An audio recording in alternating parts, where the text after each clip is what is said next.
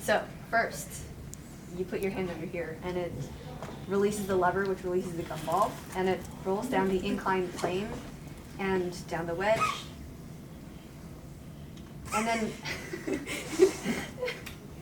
it hits the touch sensor, and that triggers the motor to use a pulley to use the wheel and axle, so that the grape falls down to the hole into your hand. So now, bravo. Hold on. Oh, Okay, now do it. I guess. Beautiful.